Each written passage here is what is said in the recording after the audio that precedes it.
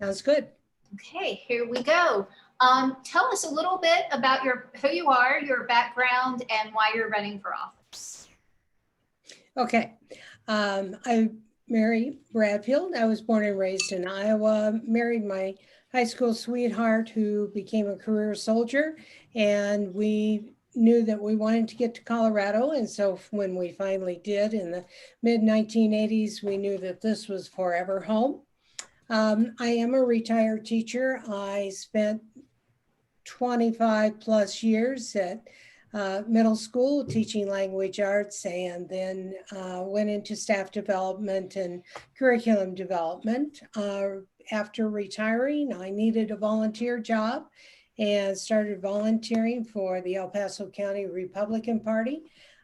Became a party officer, served as secretary for 4 years and vice chair for 2. Which means that in that period of time, I certainly have worked enough campaigns, walked, phone calls, put together signs, put out signs, knocked on doors, anything that needed to be done. In the old days, stuffing envelopes were part of it, licking stamps and all that. Uh, Not anymore, really much at all. So once after doing all these things and becoming a really close friend of Lois Landgraf, um, knowing that she was term limited, that was started me thinking about running for public office. After many conversations with Lois, I felt that that was something I could do and I could do well. I respected all the work that she did for 8 years. She has certain things that she would like to see continued that she didn't get finished. And I have certain things that I feel are very important for the people of our House District 21. Okay. Segueing right into that, what are your top 3 priorities if you're elected? Okay, my top 3 priorities are mental health. It all started out with in 2019 with wanting to have better mental health access, treatment, continuation of treatment, especially for veterans. Now I'm just going to expand that to just about all of us, that this pandemic has brought up the need for more mental health, better services, more people, terms, just the whole gamut. And so I want to be a part of that, whatever it takes to do the best job for the people of my district and certainly the people of El Paso County and the state. So please do not consider my goal here to be very limited just for the people of my district or county. My second priority is very specific to my House district, and that is affordable housing. Um, the Whitefield, Fountain Valley, and Security area, uh, especially non-residential properties, are selling as fast as they go on the market, which means that often the price of that property is higher than what the property is worth. We have a lot of people who would really benefit by living in this area if they had a mortgage they could afford. And I'm not, once again, I don't think I'm the one who has the answers for affordable housing, but I certainly am willing to talk with all of the stakeholders and do whatever needs to be done so that we see more affordable housing being built for this area of our county. My third priority is public safety. Um, as a former teacher, public safety in our schools is very important to me. Public safety for our first responders. That would include police, firemen, all of the health providers that have been working so hard for us. So public safety, not sure what all that is going to entail, but I certainly want to make sure that these very important people are well taken care of as they strive every day to make sure that my life and others' lives are safe and we can be productive. So you talked about policing, and there has been sort of here in Colorado Springs, and around the country, a lot of civil unrest related to perceived and actual inequity in policing. How do you feel about that, and how would you address those people's concerns with police overreach? Well, first of all, I believe that you need to listen. I think we all need to listen. What are their concerns? What do they see is the problem? And then work to solve the problems. I don't have those answers. I am willing to listen. I'm willing to discuss, and I'm willing to try. But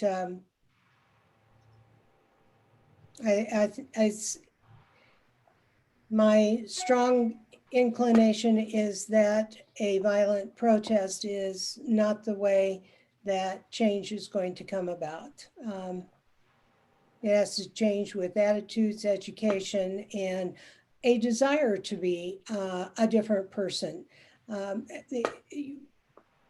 just we can educate, we can put out information all day and all night, but if people aren't going to make an effort to be more tolerant, less rigid, um, things might not change. But I would certainly hope that good conversation would open the door. Why do you feel you are more qualified than your opponent? You faded out. Could you repeat that question, please? Sorry. Why do you feel that you are more qualified than your opponent, Liz Rosenbaum? She's not the only opponent, you know. You have a libertarian opponent as well. That is correct. Yes. Okay, why? Older, more experienced, been working in this field of politics for quite a few years. I have lived in this neighborhood now for over 30 years, so my knowledge base and just knowing the people of the community, knowing the issues that we have here, makes me the better qualified candidate. Okay. How would you rate the legislature and the governor's response to the coronavirus pandemic so far? And what would you do differently, particularly to help small businesses? Okay. Never having had a situation like this, quite like this before, I do want to give Governor Polis the credit for doing something and doing what he felt was best. There was a lot of argument that he overstepped. And I'm not a person who's going to argue either way of that. I know he was trying to do the best for the people of the state. I will say, though, that I do believe that, and this is nationally as well, that one size does not fit all, that what the rural parts of our state could do without restriction was not considered. And what was needed for crowded places was a restriction that was put on everybody. I'm not sure that that was the best thing to do, but it was done, and it is what we have had. And if we ever go through something like this again, I hope that we come out of the second time with a much better attitude and better informed and better prepared for the problems we're going to have than we did this time. Okay. And do you have any specific ideas sort of to help small businesses as they attempt to recover from the economic shutdown? I don't have any specifics. I know that there may be another care package coming out, and I would hope that small business can um, utilize that, make it to their advantage. Small business, I hope that they will open their doors and bring their people back, and we as the consumer, instead of, if I can say it, I was certainly one of those that had Amazon coming to my door a lot more than I wanted. But now that I can get out, I don't think I need to see the Amazon truck as much as I did. So that means we need to go back and support small businesses as much as possible. Okay. What are your positions on the Gallagher and Tabor amendments? Okay.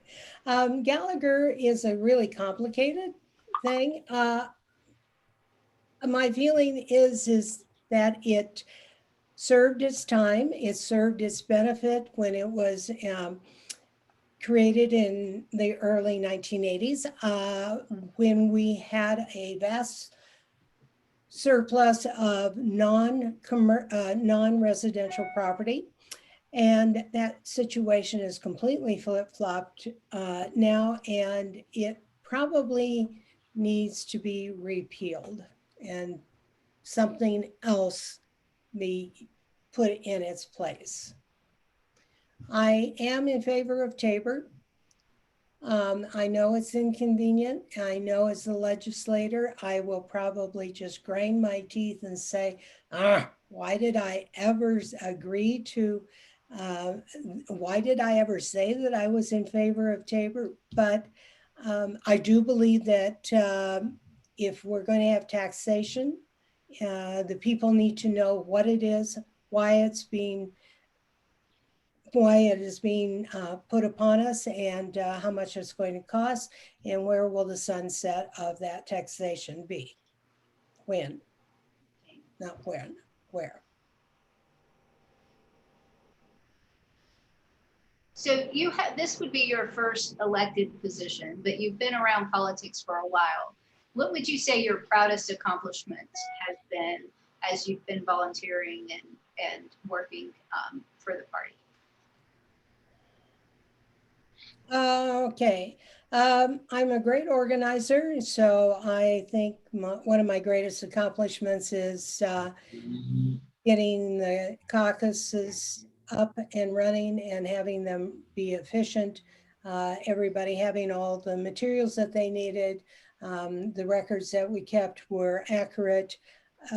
All those things. Also, we've had several big fundraisers and been very involved in those and organizing the big events. What is something about your party that you would like to change? Oh, the Republican Party. I feel that we're not tolerant enough of each other. I wish more of us could take on President Ronald Reagan's motto about if another Republican and he agreed 80% on 80% of the issues, that person was Republican enough for Reagan. I just wish we could have more of that. Okay. If you were elected, how would you work across the aisle with colleagues of the other party? Oh, well, first of all, I'm not really a person who believes that the other side of the aisle is the enemy. They aren't. They're in that legislature for the same reasons I am, which is to do something that would benefit the people of their district and the people of the state. So reaching out, knowing that they have good ideas, I have good ideas, my side of the aisle has good ideas, their side of the aisle has good ideas, but sometimes we have to meet somewhere in the middle. Somebody has to give a little, somebody has to take a little, and I'm willing to work that way. Okay. How do you make decisions? How do I make decisions? Well, it depends on the decision that needs to be made. If it is something that has both pros and cons, I like to list the pros and cons, and I do write them down. It isn't just something that goes over in my head. I write them down, I look at them, and I consider it carefully. So yes, I don't like to rush into important decisions, but and I don't, for the most part. Okay. Rarely, Okay. if ever. One of the biggest issues in your district is the water contamination, the PFAS and PFOS contamination. What would you do if you were elected to help combat that pollution? Okay. First of all, we have to realize that there is no longer contamination in the drinking water. It is filtered out to an undetectable rate. And so our water is safe. The Colorado Public Health Department should take out billboards and say that it is safe. Now, it is safe for PFAS. What I think is we always need to be diligent about other compounds getting into our water and what their effects should be, it can be. So just because we have solved one problem doesn't mean that another one won't come along and have serious consequences as well. So diligence in monitoring all the water sources, I feel, is very important. Okay. So you did mention that you've lived in the district for, I think you said 30 years. What other volunteer projects or organizations are you involved with there? Well,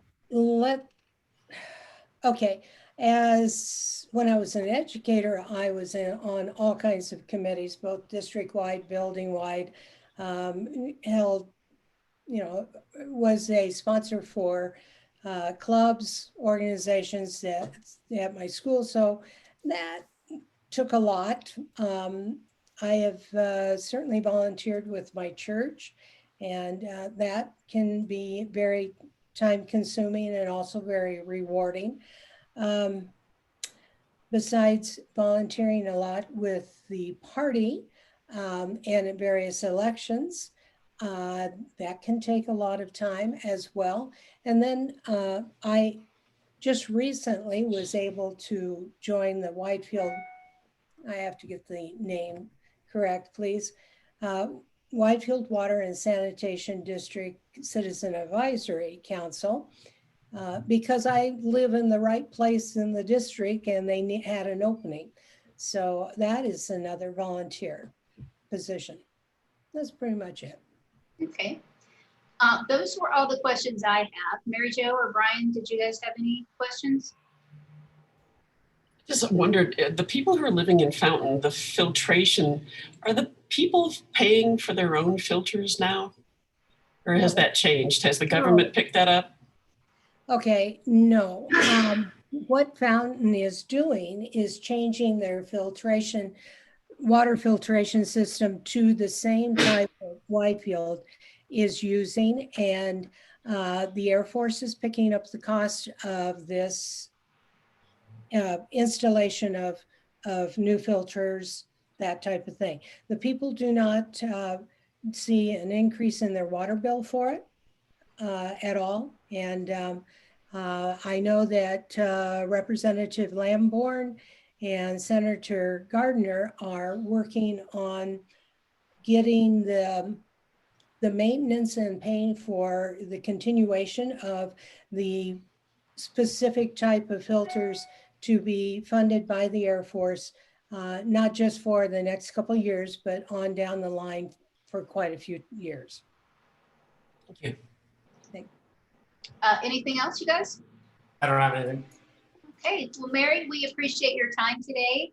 These, our endorsements will run next week in the Indy, and the videos will be available for our readers on our website as well. So they'll be able to read what we think and then decide for themselves. Okay. So thank I you very appreciate that. much. I want to thank you all for this time and the bill and the opportunity to talk to you. I've really appreciated that. I believe you understand that I didn't have the invite, Absolutely. and I appreciate that, getting it. And thank you very much for waiting for me to get in when I figured out that, oh, I really don't have an invite to get in. So thank you very much. Appreciate it. Not a problem at all. We apologize for the mix up on our end. So thank you. Have a great day, great weekend. You as well. Thank you. Thank you. Thanks, Mary.